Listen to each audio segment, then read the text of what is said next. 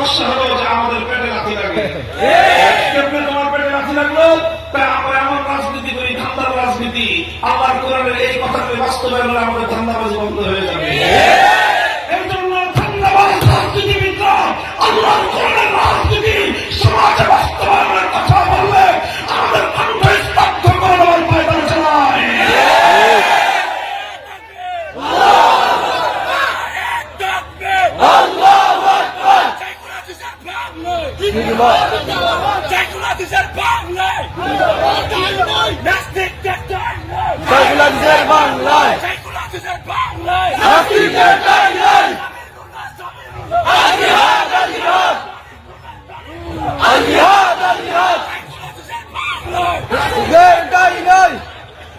মুহতারাম হাজিরিন, কথাটা বুঝতে হবে। মূল কথা যেটা বলতেছি, দেখেন তারা এই সকল কথাগুলি সমাজে আলোচনা হোক এটা চায় না। বিশেষভাবে তারা চায় না যারা এই ইসলাম বিরোধী রাজনীতি করে, তারা চায় না। কারণ এই রাজনৈতিক যদি আলোচনা হয় সমাজে, মুসলমানরা যদি ইসলামকে বুঝে নেয়, মুসলমানরা যদি ইমানকে বুঝে নেয়, মুসলমানরা যদি আল্লাহর কোরআনের নির্দেশ বুঝে নেয়, ধান্দাবাজির রাজনীতি চলবে না। ইসলাম বিরোধী রাজনীতি মুসলমানরা মানবে না। এজন্য যে সকল ওলামায়ে কেরাম ইসলামের রাজনৈতিক আদর্শের কথা বলে, যে সকল আলেমরা আল্লাহর কোরআনের রাজনীতির কথা সমাজে বলতে চায়, তাদের কণ্ঠকে তারা বন্ধ করে দিতে চায়, রুদ্ধ করে দিতে চায়, হুমকি দেয়, ধমকি দেয়, জেল জুলুম হুলিয়ার নেমে আসে, জীবনের হুমকি আসে। আলহামদুলিল্লাহ, আমরা শপথ করেছি যতদিন বেঁচে থাকবো আল্লাহর কোরআনের হক কথাগুলো জাতির জন্য, সমাজের জন্য, রাষ্ট্রের কল্যাণের জন্য আমরা বলে যাব। জীবন থাকলে থাকবে, আর যদি জীবন না থাকে আল্লাহর দ্বীনের জন্য জীবন উৎসর্গ করাকে বেঁচে থাকার চেয়ে বেশি সৌভাগ্য মনে করি।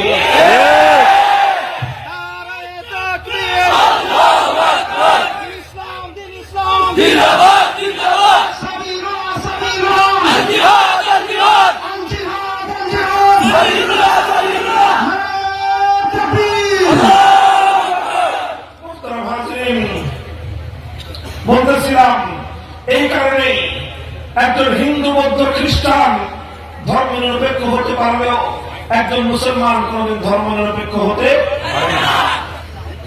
পারে না। কারণটা খুব ভালো করে বুঝেন। ধর্ম নিরপেক্ষতা কাকে বলা হয়? What is secularism? সেকুলারিজম জিনিসটা কি? সেকুলারিজম হলো একটা মতবাদ। এই মতবাদের মূল কথা হলো রাষ্ট্রের সাথে ধর্মের কোন সম্পর্ক চলবে না। সেকুলারিজম মানে হলো রাষ্ট্রের সাথে ধর্মের কোন সম্পর্ক চলবে না। আচ্ছা, এখন রাষ্ট্রের সাথে ধর্মের সম্পর্ক চলবে না, এই কথাটা যদি হিন্দু মানে তার কোনো সমস্যা নেই। এই কথাটা যদি বৌদ্ধ মানে তার কোনো সমস্যা নেই। এই কথাটা যদি খ্রিস্টান মানে তার কোনো সমস্যা নাই। কিন্তু এই কথাটা যদি কোনো মুসলমান মানতে চায় তাহলে তাকে ইসলাম ছাড়তে হয়। হিন্দু মানতে চাইলে তার হিন্দু ধর্ম ছাড়তে হয় না। খ্রিস্টান মানতে চাইলে খ্রিস্টান ধর্ম ছাড়তে হয় না। বৌদ্ধ এই কথাটা মানতে চাইলে তার ধর্ম তাকে ছাড়তে হয় না। কিন্তু মুসলমান এই কথাটা মানতে চাইলে তাকে তার ধর্ম ছাড়তে হয়। এই জন্যই বললাম, হিন্দু, বৌদ্ধ, খ্রিস্টান অন্যান্য জাতি তারা ধর্ম নিরপেক্ষ হতে পারে, মুসলমান কোনদিন ধর্ম নিরপেক্ষ হতে পারে না। কারণ হিন্দু ধর্ম কোন হিন্দুকে এই কথা মানে না। হিন্দু ভাইরা যদি এখানে থেকে থাকেন আশেপাশে, আপনারা আমার কথা আপনাদের ধর্ম যাজকদের, ধর্মের ঠাকুরদের কাছ থেকে জিজ্ঞাসা করে দেখেন আপনাদের ধর্মের আলোকে আমাদের কথা মিলতেছে কিনা। আপনার ধর্মে রাষ্ট্রকে ধর্মের আলোকে চালাবার কোন বিধান হিন্দু ধর্মে নাই। বৌদ্ধ ধর্মে এই কথা বলা নাই যে রাষ্ট্রকে তোমার ধর্ম অনুযায়ী চালাতে হবে। খ্রিস্টান ধর্মের মধ্যে এই আদেশ নাই যে রাষ্ট্রকে ধর্মের আলোকে চালাতে হবে। যেহেতু তাদের ধর্মগুলো তার অনুসারীদেরকে ধর্মের আলোকে রাষ্ট্র চালানোর জন্য বাধ্য করে না, এই জন্য তারা রাষ্ট্রকে ধর্ম থেকে আলাদা রাখে, ধর্মের কোন ক্ষতি নাই। কারণ ধর্ম তো এই কথা বলেই নাই যে রাষ্ট্রকে ধর্মের আলোকে চালাও। কথা ক্লিয়ার? কিন্তু একজন মুসলমান যদি ধর্ম নিরপেক্ষ হয় তবে একজন মুসলমানের সামনে দুইটা মতবাদ। কয়টা মতবাদ?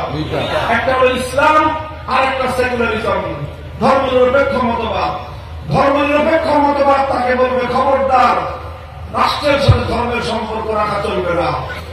ইসলাম তাকে বলবে খবরদার, রাষ্ট্রকে ধর্ম থেকে আলাদা হতে দেওয়া যাবে না। এখন তুমি বলো, তারা আওয়ামী লীগ করছিল এতদিন, আপনাদের কাছে আমার বিনীত বিনয়ী প্রশ্ন, কোন উত্তর করার কিছু নাই। আপনি এখন ইসলামের বিধান মানবেন না সেকুলারিজম ধর্মনিরপেক্ষতার কথা মানবেন? বলেন। আপনাদের জিজ্ঞেস করি নাই। যারা ধর্মনিরপেক্ষ রাজনীতি, আওয়ামী লীগের রাজনীতি করেছেন বছরের পর বছর, যুগের পর যুগ, তাদের কাছে প্রশ্ন, আপনি কোনটা মানবেন? আপনি যদি ধর্মনিরপেক্ষ হয়ে থাকেন তাহলে আপনি ধর্মনিরপেক্ষ মতবাদ মেনে বলবেন রাষ্ট্রের সঙ্গে ধর্মের সম্পর্ক চলবে না। আর আপনি যদি মুসলমান হয়ে থাকেন তাহলে আপনাকে বলতে হবে রাষ্ট্রকে ধর্মের বাইরে যেতে দেওয়া যাবে না। একসঙ্গে দুইটা কথা মানা সম্ভব? আপনি রাষ্ট্রের রাষ্ট্রকে ধর্মের